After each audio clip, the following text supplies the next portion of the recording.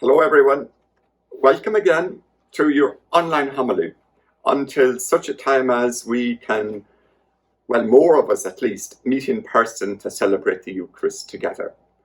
And I will still do the online homily for those who are housebound, ill, or can't get out and about for whatever reason. So we'll keep this going. But in the meantime, as we move forward one day at a time, the scene in the Gospel is related at the Last Supper, or the last meal that Jesus had with his disciples in the Gospel of John, where he washed their feet. He washed the disciples' feet, think men and women. It was the role of a slave. No Jew would ever ask a fellow Jew to demean themselves to do a service as in washing feet and demean their fellow Jew to such an extent it wasn't done. So what Jesus did here was outrageous and radical. Once they have gotten over that to a certain degree, and Jesus points out that there are those at the table with him who will betray him. Judas will deny him, Peter, and the other disciples would be included there as well. The beloved disciple is one who remains closest to Jesus throughout. Now, at the table scene, Jesus is aware that his death is pending. He is also aware of the fragility of his disciples. They will falter, they will fail, and he relates this parable, or uses this metaphor, which is an ancient biblical one, of Israel being a vineyard. And it goes back to where we are told that God brought a vine out of Egypt and planted it, and looked after it, and lavished love and care upon it. The vineyard, of course, is Israel. Now, Jesus says, I am the true vine, and the disciples are the branches. Here is a call to remain together when Jesus is not with them. That will be difficult enough. Many of you would have had a similar experience when whoever in your family was the patriarch or the matriarch, a grandparent, or maybe parents, were the reason that as family you got together, maybe in their home, or at least gathered as family. We'd say Thanksgiving or Christmas or birthdays, but it was the bringing together of everybody. Often when the person who unifies the family is gone, it's challenging to continue the tradition. And Jesus is aware that when he is gone, it will be a challenge for the community to stay together. They will face opposition. And he is aware that if they remain together, they will succeed at most of their endeavor to continue the mission that Christ began, and he gave them an example of who to be and how to live in the world. 1 John puts it at the level of we are to do acts of love. It's not just to be idle talk and lip service.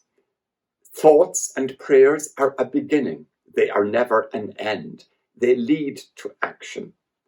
And 1 John tells us, as Jesus is aware at the supper scene, that Judas and Peter, as just only two examples, will be miserable failures, and yet God will not abandon them. And God chose these people aware of their fragility and their weakness. He is aware of their humanity because he is aware of his own humanity. And he overcame human weakness. He is the new man, the example of what it is to be a new creation, a new man, a new woman in the image of God, a loving person. At the table, he reminds them that they should remain, which also translates, I like the old translation, interestingly, and any of you using RSV, Revised Standard Version, or the King James, it's often translated to abide in me, meaning find your home in me, be at home with me, as I, the presence of God, have found my home with you.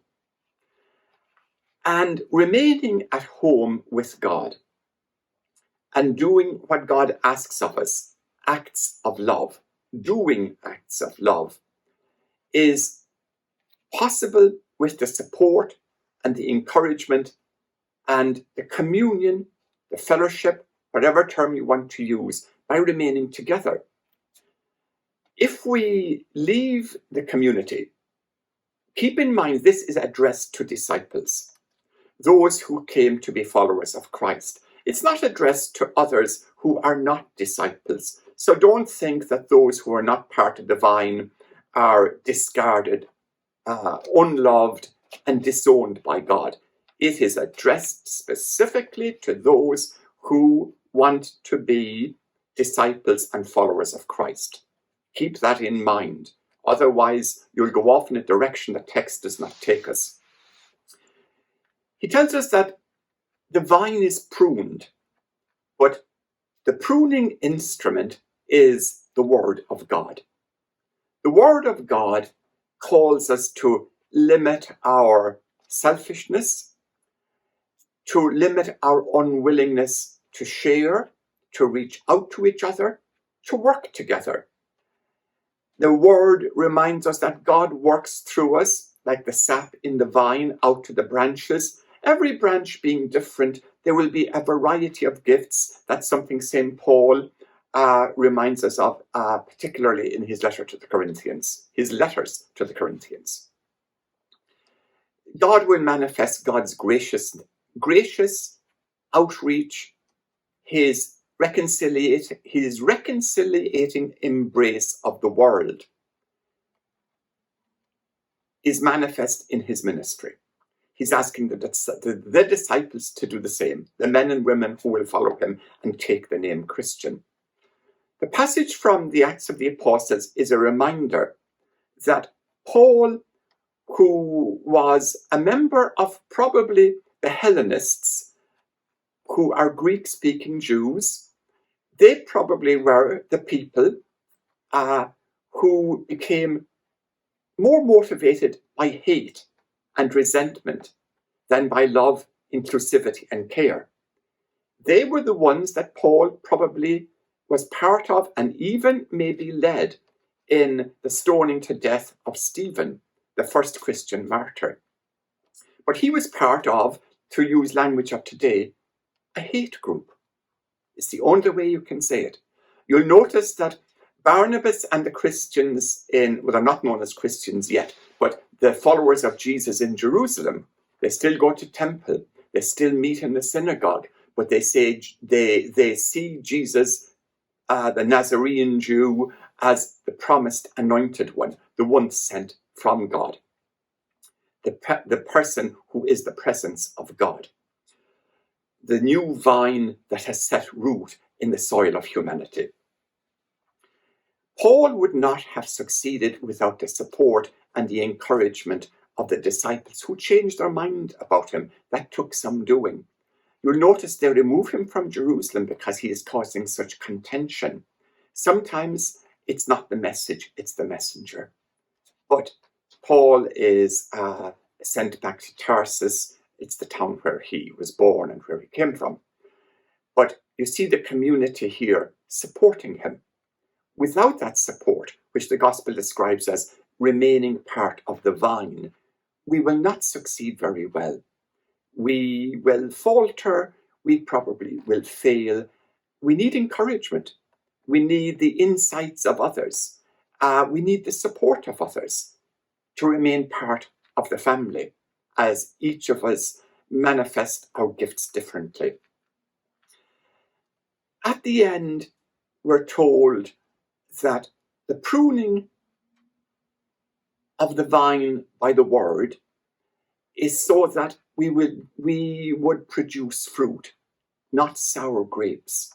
An example of the sour grapes in the 3 readings here this weekend would be the hate that is part of some of the Greek-speaking Jews in Jerusalem at the time of Paul and the early Jesus movement, the ones called the Hellenists, meaning the Greeks. But the pruning of the word, opening us up to produce fruit that gives life. St. Paul is an example of that. The work of Jesus' Spirit and the work of Jesus himself was to be part of the life of the world. This is in chapter 3 of John. Because God so loved the world, he sent his only Son, not to condemn the world, but that it might have life through him. We're asked to do the same. Not to condemn the world, as Christ did not. It was that we would have life. We're called to bring that life.